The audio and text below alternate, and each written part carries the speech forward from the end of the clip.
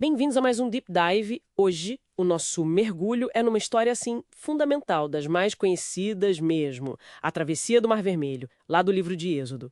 A gente está olhando aqui para os capítulos 12 a 15 de Êxodo, né? A ideia é pegar os pontos-chave, o significado teológico mais fundo e o impacto dessa narrativa. Bom, vamos lá. Tudo começa com a saída do Egito, certo? Isso, depois de longos 430 anos de servidão. E olha que interessante, não é uma fuga, tipo desesperada. As fontes falam de uma saída bem organizada, quase como exércitos do Senhor. Muita gente, né? Muita gente. Cerca de 2 milhões, se a gente considerar famílias, crianças, rebanhos. E um detalhe que chama atenção, eles não saem de mão abanando. Pedem e recebem ouro, prata, roupas dos egípcios. Poxa, quase como uma indenização por tanto tempo de trabalho forçado. Exatamente essa a leitura.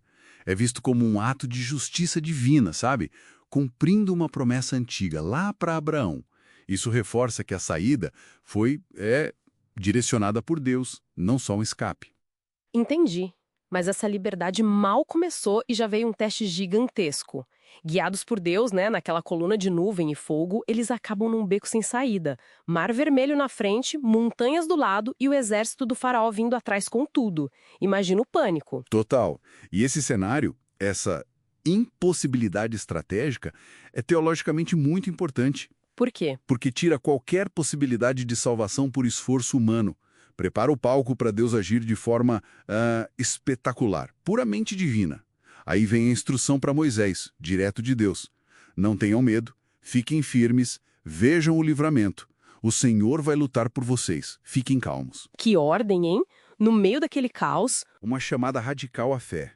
E a intervenção divina é, cinematográfica. Conta aí. A coluna de nuvem se mexe, Isso. ela vai para a retaguarda, fica entre os israelitas e os egípcios. Vira a escuridão para os egípcios e luz para os israelitas a noite toda. Aí Moisés estende o cajado Uhum. e o mar se abre, um vento forte soprando. Exato, um vento oriental fortíssimo que sopra a noite inteira, o mar se divide, forma um caminho seco, com muranhas de água de cada lado. É impressionante. Demais.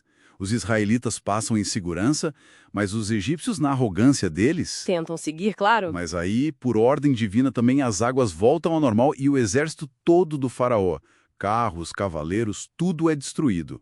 O texto diz que nenhum deles sobreviveu. Uma demonstração de poder, assim, avassaladora. É, o texto até resume, assim o Senhor livrou Israel naquele dia. Você tinha falado algo sobre essa palavra livrou, né? Sim, aqui tem uma coisa muito bacana, teologicamente falando.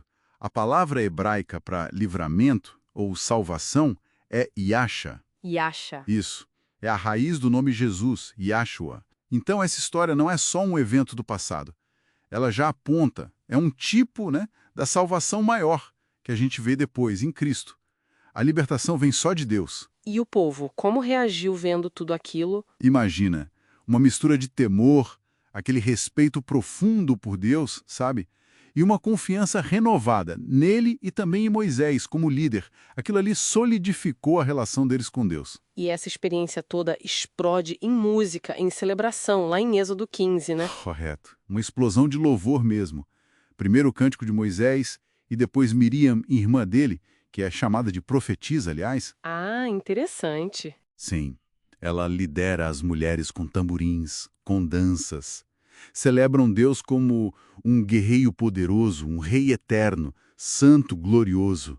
Mostra toda a comunidade envolvida. E esses cânticos não são só um relato do que aconteceu, né? Parecem mais profundos. Muito mais. São declarações teológicas sobre quem Deus é, o caráter dele, o poder dele. Tem até um tom profético, apontando para o futuro, para o santuário, para o reinado eterno de Deus. E você mencionou que essa travessia vira um símbolo importante depois? Com certeza.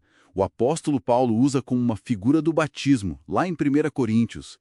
E o cântico de Moisés, olha que interessante, reaparece lá no Apocalipse, sendo cantado pelos vitoriosos na glória. Uau! Então, pensando nisso tudo, que lições a gente pode tirar para hoje? Confiar em Deus mesmo quando tudo parece impossível? Sem dúvida. A história contrasta muito bem o medo que paralisa com a fé que se firma na promessa, né? E levanta aquela questão: Quando é para a gente ficar quieto e ver Deus agir, e quando é para agir em obediência, tipo marchar mar adentro. É um dilema, né? É um discernimento constante na vida de fé. E a narrativa mostra os dois lados. O poder redentor de Deus que salva os oprimidos, mas também a sua justiça contra quem o oprime. Verdade. Ele manifesta a glória dele nas duas coisas. Precisamente. Salvação e juízo. Deus se revela como alguém que intervém na história, de forma poderosa, decisiva. Que história, cheia de crise, intervenção divina assim espetacular e essa resposta de adoração da comunidade. Realmente, a Travessia do Mar Vermelho não é só uma história antiga, é um evento que funda e molda a identidade do povo de Deus, né? Totalmente. E fica um pensamento para quem nos ouve refletir. Para além do milagre em si, como que a memória dessa libertação tão radical pode, ou talvez deva, continuar moldando a nossa identidade, a nossa resiliência, as nossas respostas hoje diante dos nossos próprios mares vermelhos. Como esse passado informa a nossa fé agora.